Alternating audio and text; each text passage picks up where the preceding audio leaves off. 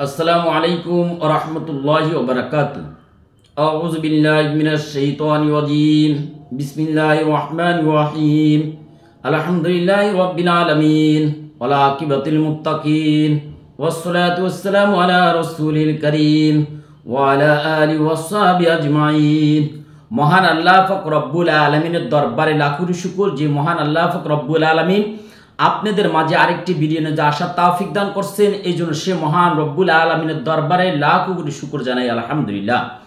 আজকে কোন বিষয়ে আলোচনা করব আপনারা থাম্বনেল দেখে বুঝতে পারছেন। আজকের আলোচনার বিষয় হলো চিকিৎসক, রাকি, মুদাব্বির এবং সকলের জন্য গুরুত্বপূর্ণ ছোট একটি আমল। যদি এই আমলটা আপনারা যে সমস্ত রাকি, মুদাব্বির, চিকিৎসকরা রোগীদের চিকিৎসা করতে ভয় পান এবং রুহানি শক্তি কম, তারা যদি এই ছোট্ট আমলটি করেন, এই আমলের বিনিময় আপনার যেভাবে রুহানি শক্তি হাসিল হবে, তেমনিভাবে আপনি এই আমলের মাধ্যমে 3 খতম কোরআন সওয়াব পাবেন এবং আপনি সকল প্রকার আফাত, বিপদ, বালা মুসিবত থেকে হেফাজত থাকবেন এবং আপনার দিন দিন আপনার চিকিৎসা সুনাম বেড়ে যাবে, সুনাম ছড়িয়ে পড়বে। আর যে সমস্ত লোকেরা জিন জাদুতে আক্রান্ত, বিভিন্ন সমস্যা জর্জরিত, তারা যদি আমি যে আমলটির কথা বলতেছি, আমলটি যদি আপনারা প্রত্যেক নামাজের পরে করেন, তাহলে এর বিনিময়ে আল্লাহ পাক রব্বুল আলামিন জিন জাদু থেকে তার কুদরতিভাবে আপনাদেরকে হেফাজত দান করবে এবং এর বিনিময়ে আপনি পবিত্র কোরআন 3 খতম করলে যে সওয়াব, সেই সওয়াব পাবেন। আমলটি হলো প্রত্যেক নামাজের পরে আপনি ইস্তেগফার 3 বার পড়বেন, দুরূদ শরীফ 3 বার পাঠ করবেন। তারপরে পবিত্র কোরআন শরীফের সূরা জিলজাল আপনি 2 বার পাঠ করবেন। তারপরে সূরা কাফিরুন আপনি 4 বার পাঠ করবেন। তারপরে আপনি সূরা ইখলাস 3 বার পাঠ করবেন।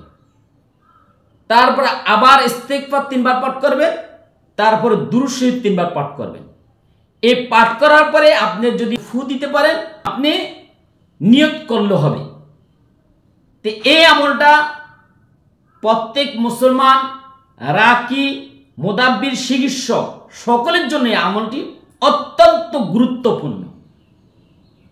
এই আমল সম্পর্কে হযরত আনাস ইবনে মালিক রাদিয়াল্লাহু তাআলা থেকে বর্ণিত, তিনি বলেন হযরত রাসূল পাক সাল্লাল্লাহু আলাইহি সাল্লাম বলেছেন, যে ব্যক্তি সূরা জিলজাল 2 বার পাঠ করবে সে 1 খতম কোরআন তেলাওয়াতের সওয়াব পাবে।